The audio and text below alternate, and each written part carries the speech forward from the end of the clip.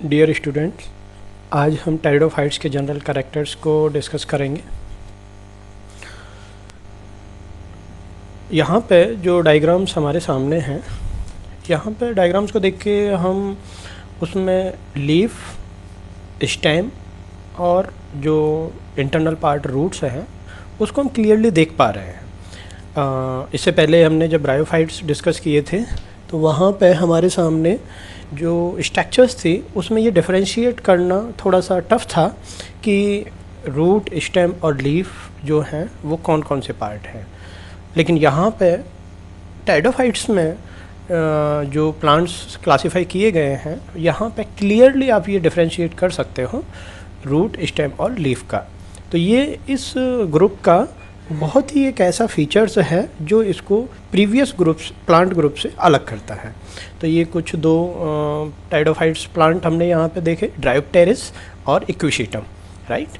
तो इनके जो भी कैरेक्टर्स हैं अब वन बाय वन हम उनको डिस्कस करेंगे। तो आगे बढ़ते हैं। जनरल फीचर्स में जब हम देखते हैं टेरिडोफाइट, तो टेरिडोफाइटा जो टर्मिनोलॉजी है ये ड्राइव हुआ है ग्रीक वर्ड टैरॉन से। तो टैरॉन मीन्स फीदर। तो इनका जो लीफ अपीयरेंस है, इनकी जो एक्सटर्नल पार्ट है, जो इनिशियली जो टेरिडोफाइट डिस्कवर हुए थे तो उसमें जो लीफ थी और जो एक्सटर्नल अपीयरेंस था वो एक फीदर, पंख जैसा आ रहा था। तो इसीलिए फीदर के अपीयरेंस के कारण ग्रीक वर्ड टैरॉन से ये वर्ड ड्राइव हुआ और इसीलिए इनको टेरिडोफाइट्स टर्मिनोलॉजी दी गई, क्योंकि फाइटोन मीन्स प्लांट्स। जो टेरिडोफाइटा टर्म है ये एक वैज्ञानिक थे, हेकल, उनके द्वारा दी हुई है। और स्टडी ऑफ टेरिडोफाइट्स को टेरिडोलॉजी कहते हैं। जो टेरिडोफाइट्स हैं इनको रेप्टाइल्स प्लांट्स भी कहते हैं। ये बड़ा एक इम्पॉर्टेंट क्वेश्चन है। इनको रेप्टाइल प्लांट्स इसलिए कहते हैं क्योंकि इनिशियली जो टेरिडोफाइट डिस्कवर हुए थे उनमें जो स्टेम था वो राइजोम टाइप का था। राइजोम टाइप का जो स्टेम होता है वो है जैसे हमारा अदरक होती है, हल्दी होती है। तो ये जो है ये अर्थ के पैरेलल जो है पड़े रहते हैं। जब ये ग्रो होते हैं तो आगे हम प्लांट में पढ़ेंगे राइजोम और ये स्टेम मॉडिफिकेशंस में भी हम वहाँ पर डिस्कस करते हैं। तो इनिशियली जो टेरिडोफाइट डिस्कवर हुए थे उसमें राइजोम टाइप का स्टेम पाया गया था। और राइजोम टाइप का जो स्टेम होता है वो ग्राउंड के पैरेलल जो है वो पड़ा रहता है और उससे उसका जो अपीयरेंस है वो रेप्टाइल्स, जैसे जो रेप्टाइल्स होते हैं वो भी ग्राउंड पर रेंग के चलते हैं, और जो राइजोम है वो भी इस तरह का अपीयरेंस देता है जैसे रेंग रहा हो, ग्राउंड पे जो है रेप्टाइल्स की तरह रेंग रहा हो। तो इसीलिए इनको रेप्टाइल्स प्लांट भी कहते हैं। एक दूसरा कारण भी है, जैसे रेप्टाइल्स जो है वो पानी में जो है लाइफ का कुछ हिस्सा रखते हैं और ग्राउंड पे जो है वो रिप्रोडक्शन के लिए आते हैं। इनमें भी वो प्रॉपर्टी है कि ये जो है ग्राउंड पे पाए जाते हैं लेकिन यहाँ भी रिप्रोडक्शन के लिए वाटर की ज़रूरत है। तो इन दो फीचर्स के कारण इनको रेप्टाइल्स ऑफ प्लांट भी कहते हैं, राइट। यहाँ पे जो बॉडी है, जो बाहर से आपको दिख रही है वो डिप्लॉयड होती हैं। और यहाँ पे ये एक ऐसा परिवर्तन है जो प्रीवियस ग्रुप्स में नहीं देखने को मिला, क्योंकि जो प्रीवियस ग्रुप्स हमने पढ़े जिसमें ब्रायोफाइट हैं, थैलोफाइट्स हैं, वहाँ पे हमने जितने भी प्लांट्स पढ़े वो सारे के सारे हैप्लॉइड थे। और हैप्लॉइड होने के कारण हमने उनको क्या बोला था, गैमेटोफाइट बोला था।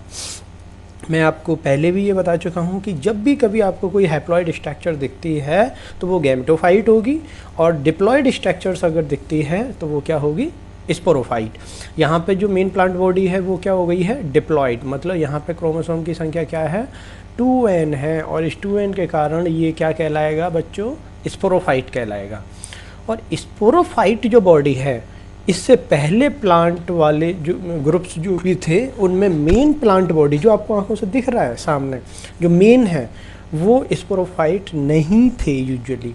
तो ये सबसे पहला ग्रुप है जहाँ पे मेन प्लांट बॉडी जो है वो स्पोरोफाइट है, और वो 3 पार्ट्स में डिवाइड है, रूट में, लीफ में और स्टेम में, राइट। उसके बाद हम थोड़ा सा आगे देखें तो यहाँ पे जो रूट है ये क्लियर, यहाँ पे आपको रूट मिलेगी। तो रूट जो है, इस रूट में वैस्कुलर सिस्टम्स पाया जाएगा, राइट। यहाँ पे रूट, स्टेम, जो भी लीफ, ये तीनों, ऐसा नहीं है कि सिर्फ रूट में होगा। यहाँ पे जो है जो इसका प्लांट है उसमें रूट में भी मिलेगा, स्टेम में भी मिलेगा और लीफ में भी मिलेगा। तो इन तीनों में जो वैस्कुलर सिस्टम पाया जाएगा, और वैस्कुलर सिस्टम पाए जाने के कारण, और ये पहले प्लांट्स थे जिनमें वैस्कुलर सिस्टम डेवलप हुआ था। अब बात आती है ये वैस्कुलर सिस्टम क्या है। तो देखिए, जाइलम और फ्लोएम दो ऐसे टिश्यू हैं जो प्लांट के जो ट्रांसपोर्ट है उसको करते हैं। जाइलम जो है वाटर और मिनरल्स को ट्रांसपोर्ट करता है, और जो फ्लोएम है वो फूड को ट्रांसपोर्ट करता है। तो यहाँ पे पहली बार जाइलम और फ्लोएम का निर्माण हुआ है, और जाइलम और फ्लोएम को हम वैस्कुलर टिश्यू कहते हैं। इसीलिए इनको टाइडोफाइट्स के लिए एक और टर्मिनोलॉजी यहाँ पे यूज होती है, वैस्कुलर क्रिप्टोगेम्स। क्रिप्टोगेम्स उन प्लांट्स के लिए यूज होता है वर्ड जो नॉन फ्लावरिंग है, जिनमें फ्लावर डेवलप नहीं होता है। तो टाइडोफाइटा तक जो है हमें फ्लावर नहीं देखने को मिलता, इसीलिए टाइडोफाइटा तक जितने भी प्लांट्स ग्रुप आपने पढ़े हैं वो सारे के सारे क्रिप्टोगेम्स कहलाते हैं। अब ब्रायोफाइटा में वैस्कुलर बंडल नहीं थे, तो वो नॉन वैस्कुलर क्रिप्टोगेम्स थे, जबकि यहाँ वैस्कुलर बंडल हैं तो ये वैस्कुलर क्रिप्टोगेम्स हैं।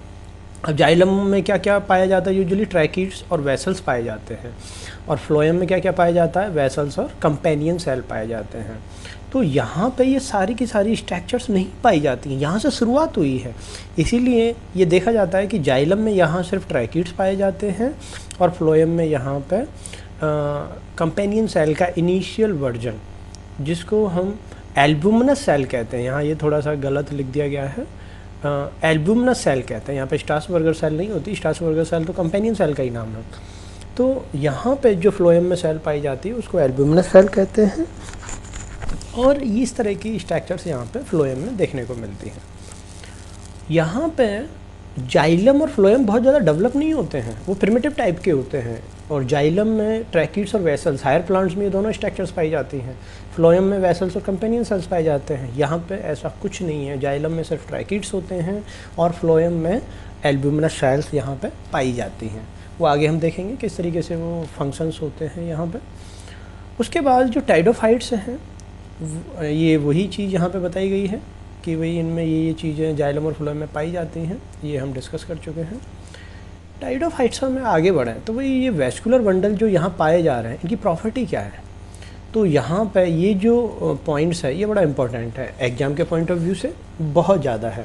अब इसको याद कैसे किया जाए, तो इसकी ट्रिक है कैम, CAM, राइट। C बोले तो C for concentric, A for amphicribral, और M फॉर मीजार्क। इन वर्ड्स के मतलब समझो। यूजुअली हम एनाटॉमी में इनको डिस्कस करते हैं, लेकिन यहाँ इन टर्म्स को थोड़ा सा समझना ज़रूरी है हमारे लिए। कंसेंट्रिक का मतलब होता है कि जाइलम और फ्लोएम दोनों इस तरीके से रिंग बना के पाए जाएं। अब जब दोनों रिंग के रूप में पाए जाएंगे तो या तो जाइलम बाहर होगा या फ्लोएम बाहर होगा, और एक बाहर होगा एक अंदर होगा।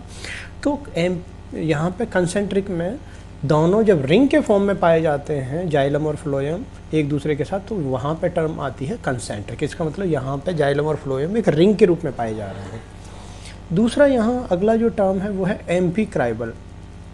जैसा कि मैंने डिस्कस किया कि आउट ऑफ बोथ जाइलम और फ्लोएम कोई एक अंदर होगा एक बाहर होगा। तो एम्फिक्राइबल सिचुएशन में क्या होता है कि जो जाइलम होता है वो अंदर होता है, और जो फ्लोएम होता है वो कहाँ होता है, बाहर की तरफ होता है। और अगर रिंग फॉर्म में फ्लोएम बाहर की तरफ है और जाइलम अंदर की तरफ है, तो इस तरीके का जो पैटर्न होता है इसको हम एम्फिक्राइबल कहते हैं।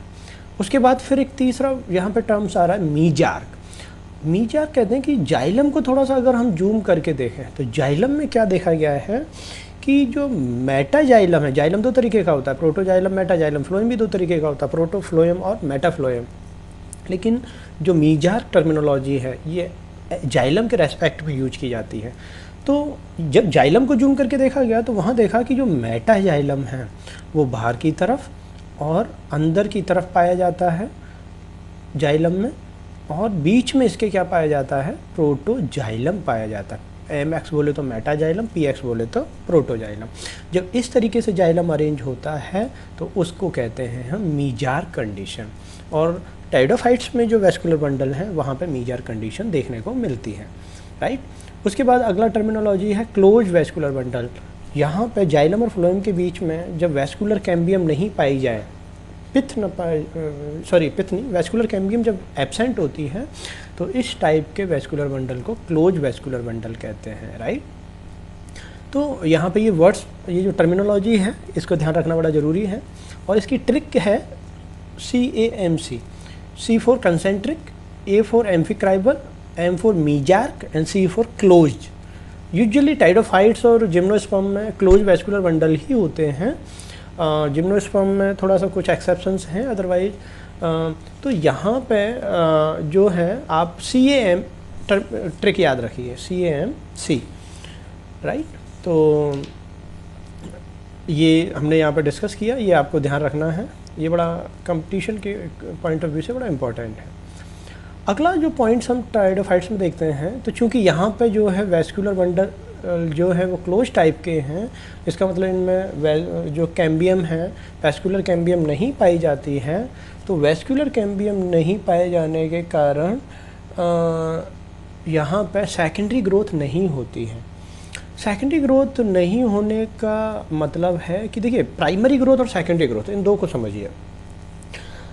जब कोई भी प्लांट डेवलप होना शुरू होता है, वो जर्मिनेट होता है, चाहे वो कहीं से भी जर्मिनेट हो रहा हो, तो उस टाइम जो ग्रोथ होती है वो होती है प्राइमरी ग्रोथ, जो पहले से ही है, जब से उसने जन्म लिया तब से जो ग्रोथ हुई है वो है प्राइमरी ग्रोथ। लेकिन कुछ टिश्यू ऐसे होते हैं जो इनिशियल स्टेज में नहीं थे, वो बाद में ड्यूरिंग द ग्रोथ, मतलब सर्टेन टाइम के बाद उनका डेवलपमेंट होता है। इस तरह की ग्रोथ को हम कहते हैं सेकेंडरी ग्रोथ। और इस तरह की ग्रोथ जिम्नोस्पर्म और एंजियोस्पर्म में देखी जाती है। यूजुअली टाइडोफाइटा तक इस तरह की ग्रोथ नहीं देखी जाती। ये हमें ध्यान रखना है। लेकिन इसमें एक एक्सेप्शन है, एक टाइडोफाइट है जिसका नाम है आइसोईटस, इसमें सेकेंडरी ग्रोथ है, ये थोड़ा एक्सेप्शन है, इसको आपको ध्यान रखना है और ये क्वेश्चन भी पूछा जाता है। इसके बाद यहाँ पे ये देखा जाता है कि भाई इनको थोड़ा एडवांस टेरेस्ट्रियल प्लांट माना गया है, मतलब ज़मीन पे पाए जाने वाले जो प्लांट्स होते हैं उनको टेरेस्ट्रियल प्लांट कहते हैं, और ये थोड़े एडवांस माने जाते हैं। क्यों? As compare to bryophytes. हम इनको जिम्नो और एंजियो की तुलना में एडवांस नहीं मान रहे हैं। किससे कंपेयर कर रहे हैं? ब्रायोफाइट से कंपेयर कर रहे हैं, क्योंकि इवोल्यूशन ब्रायोफाइट की डायरेक्शन से हो रहा है। तो क्यों इनको एडवांस मानते हैं? दो कारण से। एक तो इनमें वैस्कुलर बंडल पाए जाते हैं, तो वैस्कुलर बंडल का पाए जाने का एडवांस कैरेक्टर है। दूसरा, इसमें जो है वो डेवलप्ड रूट सिस्टम पाया गया है, ठीक है। तो इन दो कारणों से जो है अब आप बोलोगे कि सर ब्रायोफाइट्स में भी तो हमने जो है रूट पढ़ा था। देखिए, ब्रायोफाइट्स में रूट क्लियरली डेवलप नहीं थे, रूट लाइक स्ट्रक्चर्स थी। जो ब्रायोफाइट में सबसे ज़्यादा डेवलप ब्रायोफाइट्स थे, जिनको हम मॉस कहते हैं, वहाँ पे भी राइजॉइड्स ही थे, राइट। और मल्टीसेल्यूलर राइजॉइड्स वहाँ पाए गए थे। तो राइजॉइड्स जो होते हैं वो एक्चुअल रूट्स नहीं होते, वो रूट लाइक स्ट्रक्चर्स होती हैं जिनका काम एब्जॉर्प्शन और इस तरीके के उसमें पार्टिसिपेट करना होता है। तो यहाँ पे क्लियर आपको रूट डेवलप हो गए हैं। अब क्वेश्चन ये उठता है कि सर मॉस में यहाँ पे रूट और स्टेम भी लीफ और स्टेम भी क्लियर दिख रहा है, तो उसको हम क्यों नहीं एडवांस मान रहे हैं? तो देखिए, वो इसलिए नहीं यहाँ पे कंसीडर किया गया है स्टेम और लीफ को, क्योंकि मॉस जो हमने पढ़े थे ब्रायोफाइट्स में, वहाँ पे क्लियर लीफ और स्टेम जैसी अपीयरेंस आने लग गए थे। चाहे कुछ बुक्स उसको स्टेम लाइक और लीफ लाइक ही बोलते हो, लेकिन कुछ बुक्स उसको डेवलप स्टेम और लीफ की तरह कंसीडर करते हैं। इसीलिए यहाँ पे एक जो क्लियर डिफरेंस था वो रूट का ही था, कि वहाँ पे मॉस में क्लियर रूट नहीं थी, यहाँ पे रूट्स क्लियर डेवलप हो गई। तो इन दो कारणों से इनको जो है हम डेवलप्ड मानते हैं एज कम्पेयर टू ब्रायोफाइट्स।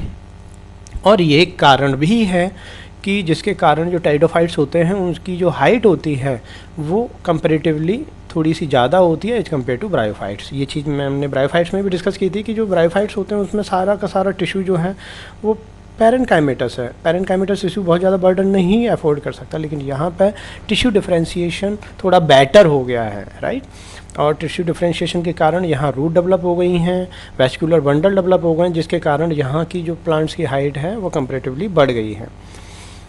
जो टाइडोफाइट्स हैं, अगला पॉइंट अगर हम देखें तो जो टाइडोफाइट्स हैं वो कंप्लीट टेरेस्ट्रियल प्लांट ये भी नहीं माने गए हैं।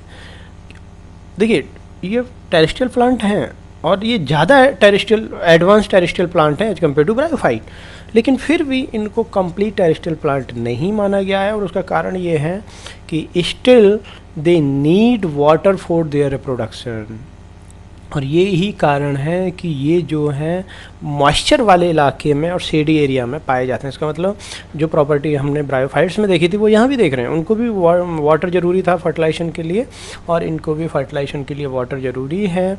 इसीलिए इनको जो है कंप्लीट टेरेस्ट्रियल प्लांट नहीं माना गया है, मतलब कंप्लीट इंडिपेंडेंट टेरेस्ट्रियल प्लांट नहीं माना गया है, राइट। और इस रिक्वायरमेंट के कारण जो इनको फर्टिलाइजेशन के टाइम पे ज़रूरी है, इस कारण ये जो है मॉइस्चर वाले इलाके में पाए जाते हैं। कभी भी अगर नॉर्थ ईस्ट इंडिया और हिमालयन रीजन में जाओगे और जो वेस्टर्न घाट है वहाँ पे अगर आप जाओगे तो वहाँ पे इस तरीके की जो है वेजिटेशंस आपको देखने को बहुत ज़्यादा मिलेगी।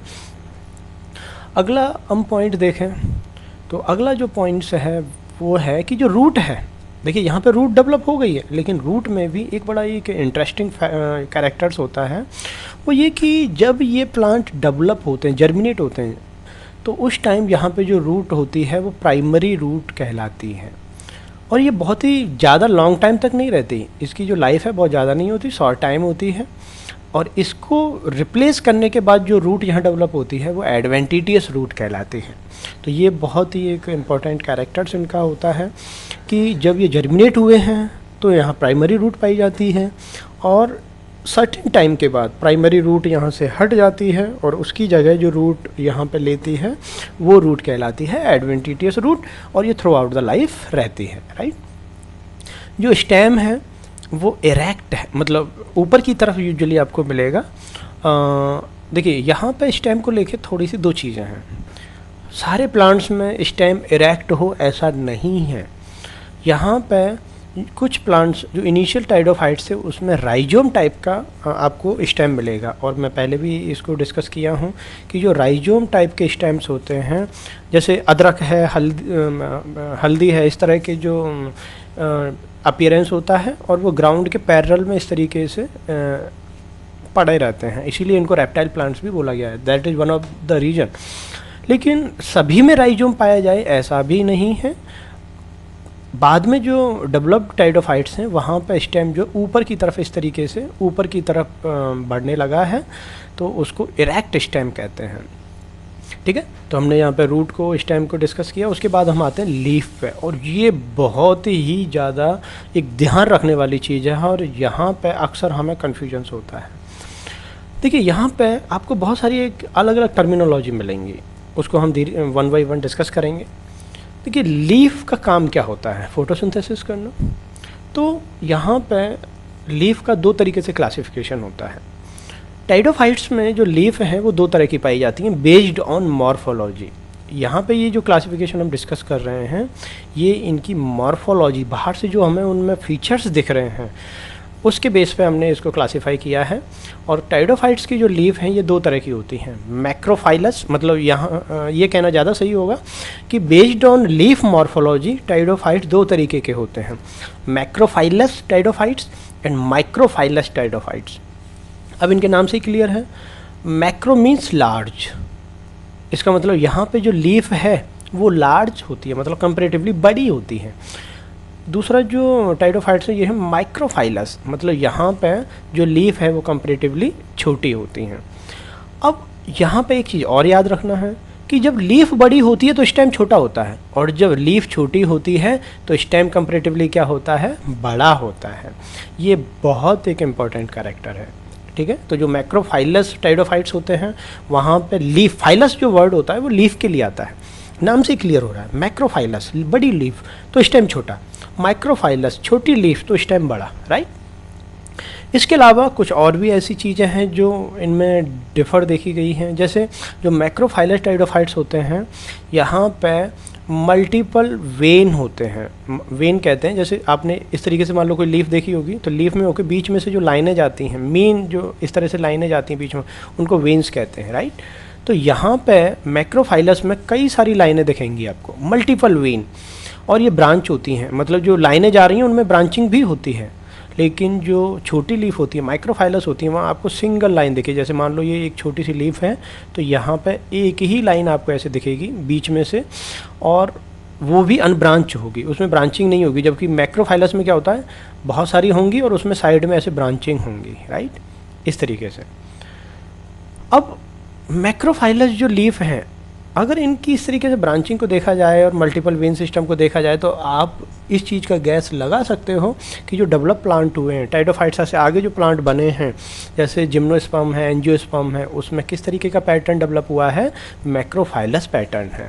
इसका मतलब टाइडोफाइट्स, जो इनिशियल टाइडोफाइट्स थे, उन्हीं में माइक्रोफाइलस ये चीज़ें देखी गई हैं। बाद में जो प्लांट्स हैं वो धीरे धीरे मैक्रोफाइलस ग्रुप की तरफ इवॉल्व हो गए हैं। मतलब जो हायर प्लांट्स हैं उनमें मैक्रोफाइलस सिस्टम ही मिलेगा। और जो टाइडोफाइट्स हैं, एक टाइडोफाइट्स होते हैं फर्न, इनको हम क्लासिफिकेशन में पढ़ेंगे, इनमें मैक्रोफाइलस सिस्टम पाया जाता है। जबकि जो लोअर टाइडोफाइट्स हैं, यहाँ पे माइक्रोफाइलस अरेंजमेंट पाया जाता है। यहाँ पे आपको एग्जाम्पल्स भी याद रखने हैं, क्योंकि ये जो हैं अक्सर पूछ लिए जाते हैं कंपटीशन एग्ज़ाम्स में। अगर आप जैम का एग्ज़ाम दे रहे हो, CSIR का एग्ज़ाम दे रहे हो, या नीट जो कि MBBS एग्ज़ाम्स हैं, उसमें इस तरीके के क्वेश्चन बहुत फ्रिक्वेंटली आते हैं। तो आपको इसकी ट्रिक क्या याद रखनी है, PPM पार्ट पर मिलियन। तो ये PPM जो है मैक्रोफाइलस की ट्रिक है। PPM बोले तो टेरिडियम, टेरिस एंड मॉर्सेला। सेल, इक्विशीटम, लाइकोपीडियम और सिलेजिनेला, ठीक है। तो इस तरीके से आपको ये नाम याद रखना, इनका ये डिफरेंस याद रखना है। और ये जो मैक्रोफाइलस और माइक्रोफाइलस का जो डिफरेंस है, ये भी आपको ध्यान रखना है और ये बड़ा इम्पोर्टेंट है। ये अभी जो हमने क्लासिफिकेशन डिस्कस किया, ये क्लासिफिकेशन था उसकी मॉर्फोलॉजी के बेस पे। लेकिन अगर हम मॉर्फोलॉजी के अलावा अगर हम फंक्शंस को ध्यान में रखें, फंक्शंस को देखें, तो जो है हमें दो और लीफ के टर्मिनोलॉजी सामने आता है। मतलब जो लीफ है वो जो है यहाँ पे बेस्ड ऑन फंक्शन दो तरह की पाई जाएगी। तो देखिए, बेस्ड ऑन फंक्शन अगर हम देखते हैं तो पहला जो टाइप है वो है वेजिटेटिव लीफ। नाम से ही क्लियर है कि भाई ये जो है फोटोसिंथेसिस में पार्टिसिपेट करती हैं और इनमें क्लोरोफिल पाए जाते हैं। एक दूसरा एक टर्मिनोलॉजी आपके सामने आएगा, स्पोरोफिल। नाम से क्लियर है, ये स्पोर बनाने वाली रिप्रोडक्टिव लीफ जो हैं। तो ये जो लीफ हैं इनका काम होता है स्पोर बनाना, राइट। तो अब स्पोर कहाँ बनेगा, स्पोरेंजियम में। तो इसका मतलब कि ये जो लीफ हैं यहाँ पे स्पोरेंजियम पाई जाती हैं और इन स्पोरेंजियम में स्पोर बनते हैं। अच्छा, अब क्वेश्चन ये उठता है कि क्या ये लीफ जो हैं वो फोटोसिंथेसिस नहीं करती स्पोरोफिल। तो देखिए, यहाँ पे आपको ये याद रखना है कि फोटोसिंथेसिस तो दोनों लीफ करती हैं, वेजिटेटिव भी और स्पोरोफिल भी। लेकिन जो स्पोर फॉर्मेशन का फंक्शन है वो सिर्फ और सिर्फ स्पोरोफिल लीफ करती है। तो इस तरीके से आपको ये ध्यान रखना है। और वेजिटेटिव लीफ का रिप्रोडक्शन में कोई पार्टिसिपेशन नहीं होता, उनका काम सिर्फ खाना बनाना होता है। जबकि जो स्पोरोफिल लीफ हैं ये खाना भी बनाती हैं और ये स्पोर भी बनाती हैं। और स्पोर फॉर्मेशन की जो प्रोसेस है ये होती है स्पोरेंजियम में। इसका मतलब इनमें स्पोरेंजियम पाया जाता है। अब किसी भी लीफ को देखोगे तो उसमें दो सरफेस होती हैं, एक तो ऊपर वाली सरफेस, उसको कहते हैं एडैक्सियल सरफेस, और एक नीचे वाली सरफेस, इसको बोलते हैं एबैक्सियल सरफेस। तो ये हमेशा याद रखना है कि जो स्पोरोफिल लीफ हैं इसमें स्पोरेंजियम ऊपर की तरफ होता है या नीचे की तरफ। तो यहाँ पे जो स्पोरेंजियम है वो हमेशा नीचे की तरफ होता है, इसीलिए यहाँ पर लिखा हुआ है एबैक्सियल पार्ट ऑफ लीफ। ये हमेशा याद रखना है कि जो लीफ है उसके अपर पार्ट पे स्पोरेंजियम नहीं मिलेगी। अपर पार्ट पे जो है क्लोरोप्लास्ट पाए जाते हैं, वो फोटोसिंथेसिस कर रहे हैं, क्योंकि सनलाइट जो है उसकी एनर्जी ऊपर की तरफ गिरेगी तो ये फोटोसिंथेसिस करेंगे। नीचे की तरफ एबैक्सियल सरफेस पे जो है स्पोरेंजियम पाए जाते हैं, राइट।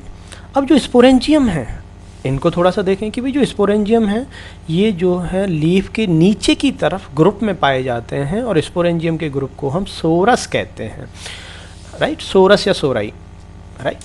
तो ये जो टर्मिनोलॉजी है सोरस या सोराई, इसको ध्यान रखना कि ग्रुप ऑफ मतलब देखिए, इसको थोड़ा सा ऐसे ध्यान रखो, यहाँ पे ये थोड़ा सा कंफ्यूज करते हैं बच्चे को कि जो स्पोरोफिल लीफ है वो स्पोर बनाएगी और ये नीचे की तरफ वहाँ पे स्पोरेंजियम पाए जाते हैं, और जो स्पोरेंजियम हैं वो ग्रुप में पाए जाते हैं और इनके ग्रुप को क्या कहते हैं, सोरस। जैसे यहाँ पे बहुत सारी स्पोरेंजियम ग्रुप में पाई गई हैं, तो ये एक सोरस है, लेकिन ये सिर्फ एक ही यहाँ पे पाया जाए ऐसा तो नहीं है। एक सोरस ये है, एक ये है, एक ये है, तो बहुत सारे सोरस हैं। तो सोरस के ग्रुप को फिर हम कहते हैं सोराई, राइट। तो ये दोनों में डिफरेंस है कि जो सोरस है वो स्पोरेंजियम का ग्रुप है और बहुत सारे सोरस के ग्रुप को हम कहते हैं सोराई। तो ये एक थोड़ा सा डिफरेंस है सोरस और सोराई में, ठीक है। उसके बाद ये एक पैटर्न है कि भाई जो स्पोरोफिल है वहाँ पे स्पोरेंजियम होगा जो स्पोर बनाएगा, और ग्रुप ऑफ स्पोरेंजियम को हम सोरस कहते हैं, और ये सोरस भी वहाँ पे बहुत सारे पाए जाते हैं, तो इनके ग्रुप को क्या कहते हैं, सोराई कहते हैं। इस चीज़ को आपको इस तरीके से याद रखना है। और ये बड़ी टर्मिनोलॉजी जो है कन्फ्यूज करती हैं स्टूडेंट्स को, तो आपको जो है कन्फ्यूज नहीं होना है। तो एक बार फिर से हम यहाँ तक थोड़ा सा रिपीट करते हैं कि भाई जो लीफ है बेस्ड ऑन मॉर्फोलॉजी हमने देखा कि वो दो तरह की हैं, मैक्रोफाइलस, माइक्रोफाइलस, राइट। यहाँ पे मैक्रोफाइलस और माइक्रोफाइलस को देखा। उसके बाद बेस्ड ऑन फंक्शन हमने दो तरह की लीफ देखी, और वो है वेजिटेटिव लीफ और स्पोरोफिल लीफ। स्पोरोफिल लीफ और वेजिटेटिव लीफ खाना दोनों बना रही हैं, लेकिन स्पोर फॉर्मेशन सिर्फ स्पोरोफिल लीफ कर रही हैं, और वो भी कहाँ पे कर रही है, ऊपर की तरफ या नीचे की तरफ, लीफ के नीचे के हिस्से की तरफ, नीचे की सरफेस की तरफ वो स्पोर फॉर्मेशन करती हैं, और नीचे की सरफेस को बोलते हैं एबैक्सियल सरफेस। और नीचे की तरफ भी स्पोरेंजियम सिंगल सिंगल नहीं पाई जा रही हैं, स्पोरेंजियम ग्रुप में पाई जा रही हैं, उसको हम सोरस कहते हैं। और ये सोरस सिर्फ एक ही जगह ये ग्रुप नहीं पाया जा रहा है, बहुत सारी जगह ये ग्रुप पाया जा रहा है, तो ग्रुप ऑफ सोरस को फिर हमने क्या कहा, सोराई। तो ये इस तरीके से आपको ध्यान रखना है, राइट।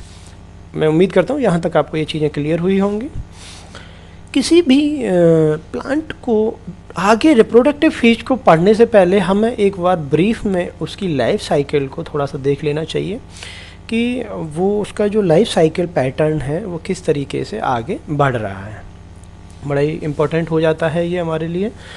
तो यहाँ पे हम देखेंगे कि जो है जो टाइडोफाइट्स होते हैं, जो टाइडोफाइट्स हैं, इन टाइडोफाइट्स की जो मेन प्लांट बॉडी है, ये मेन प्लांट बॉडी होती है डिप्लॉइड। जैसे ये जो प्लांट बॉडी है ये है डिप्लॉइड, ये 2n है, राइट। ये यहाँ पे लिखा हुआ भी है, वैसे ये रहा एडल्ट स्पोरोफाइट और 2n। देखिए मैं इस चीज़ को बहुत कई बार रिपीट किया हूँ कि अगर प्लांट डिप्लॉइड है तो वो स्पोरोफाइट होगा, और अगर वो हैप्लॉइड है तो गैमेटोफाइट होगा। अगर वो डिप्लॉइड है तो स्पोरोफाइट होगा और वो स्पोर बनाएगा। अगर वो हैप्लॉइड है तो गैमेटोफाइट होगा और गैमेट्स बनाएगा। और मैं एक सेपरेट एक लेक्चर रखूँगा स्पोरोफाइट गैमेटोफाइट इनके म्यूचुअल एवोल्यूशन को ध्यान में रखते हुए, लेकिन अभी आप इस तरीके से चीज़ों को ध्यान रखिए। अब स्पोरोफाइट है तो वो स्पोर बनाएगा, और स्पोर कहाँ बनता है, स्पोरेंजियम में। तो देखिए मैंने सोराई और ये सब डिस्कस भी किया था, तो यहाँ पे सोराई टर्मिनोलॉजी आ रहा है, इसका मतलब ये कौन सी लीफ है, स्पोरोफिल लीफ है। यहाँ पे इस तरह की मान लो टर्मिनोलॉजी नहीं लिखी गई है तो हो सकता है ये वेजिटेटिव लीफ हो जो खाना बना रही है, राइट। तो दो तरह की लीफ यहाँ होती हैं। अब जो सोराई है इस देखिए यहाँ पे जो मेन प्लांट बॉडी है वो डिप्लॉइड है, तो ये स्पोरोफाइट हुआ। स्पोरोफाइट है तो वो स्पोरेंजियम बनाएगा।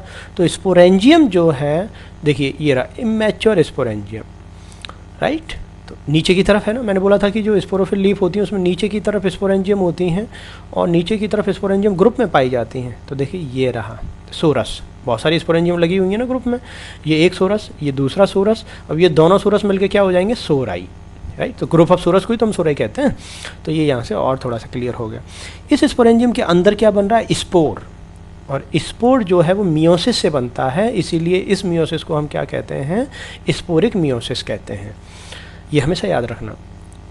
तो यहाँ से लाइफ शुरू हुई है और यहाँ तक ये पूरा डिप्लॉइड फेज है। सॉरी यहाँ तक ये कहना गलत होगा क्योंकि यहाँ पे मियोसिस हो चुका है। हाँ ये जो है, ये जो फेज है ये 2n फेज है, राइट। और ये जो फेज है ये n फेज है, हैप्लॉइड फेज है, ठीक है। अब इसको देखिए, यहाँ पे स्पोरेंजियम हम डिस्कस कर रहे थे। स्पोरेंजियम में स्पोर बना, स्पोर किससे बना, मियोसिस से बना। तो स्पोर कैसा हो गया, हैप्लॉइड हो गया। तो देखिए यहाँ से हैप्लॉइड स्टेज शुरू हो गई। स्पोर जर्मिनेट हुआ, जर्मिनेट होके उसने क्या बनाया, क्योंकि वो हैप्लॉइड है तो उसने गैमेटोफाइट बनाया, और गैमेटोफाइट यहाँ पे थैलस जैसा होता है। अब थोड़ा सा बैक जाते हैं हम, ब्रायोफाइट्स में थोड़ा सा आपको लेके चलते हैं।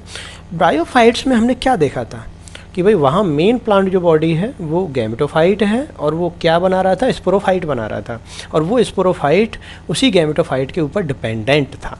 ये ब्रायोफाइट की एक मेन प्रॉपर्टी हमने डिस्कस की थी। लेकिन यहाँ क्या है, उसी फेज को आप घुमा दो, वहाँ स्पोरोफाइट किस पे डिपेंडेंट था, गैमेटोफाइट पे है, यहाँ पे गैमेटोफाइट जो है वो मेन प्लांट बॉडी नहीं है, या मेन प्लांट बॉडी क्या है, स्पोरोफाइट है। तो जो ब्रायोफाइट्स में पढ़ा था उसको उल्टा कर दो, उसको स्पोरोफाइट से शुरू कर दो, वही टाइडोफाइट्स है, राइट। तो वहाँ पे गैमेटोफाइट स्पोरोफाइट बना रहा था, यहाँ स्पोरोफाइट क्या बना रहा है, गैमेटोफाइट बना रहा है। तो स्पोरोफाइट जो है उसने स्पोर बनाया स्पोरेंजियम में, और स्पोर आगे जर्मिनेट हुआ तो स्पोर हैप्लॉइड था, तो इसने क्या बनाया, देखिए मैच्योर गैमेटोफाइट बनाया। अब क्वेश्चन ये आता है कि भाई गैमेटोफाइट है तो गैमेटोफाइट हैप्लॉइड होगा, डिप्लॉइड, हैप्लॉइड होगा, और हैप्लॉइड गैमेटोफाइट आगे चल के क्या बनाएगा, गैमेटेंजियम बनाता है, क्योंकि उसको गैमेट्स बनाने हैं, और गैमेट्स हमेशा गैमेटेंजियम में बनते हैं, तो गैमेटेंजियम यहाँ पे डेवलप होंगी, और मेल गैमेटेंजियम को हम कहते हैं एंथ्रीडियम, और फीमेल गैमेटेंजियम को बोलते हैं आर्किगोनियम। तो देखिए यहाँ पे आर्किगोनियम और एंथ्रीडियम डेवलप हो चुके हैं। एंथ्रीडियम जो है वो मेल गैमेट्स बनाएगा, और आर्चिगोनियम फीमेल गैमेट्स मतलब एग बनाएगा, ये दोनों फर्टिलाइजेशन करेंगे, उससे जायगोट बनेगा, जायगोट जो है फर्दर आगे एम्ब्रियो बनाएगा, एम्ब्रियो जो है फिर से, चूँकि एम्ब्रियो डिप्लॉयड है, एम्ब्रियो जो है फिर से डेवलप होके क्या बना देगा, स्पोरोफाइट बना देगा। तो इस तरीके से जर्नी कहाँ से शुरू हुई थी, स्पोरोफाइट से शुरू हुई थी, यहाँ से शुरू हुई थी, और कहाँ पे आ गई, देखो इस तरीके से 360 का एंगल घूम के स्पोरोफाइट पे ही आ गई है।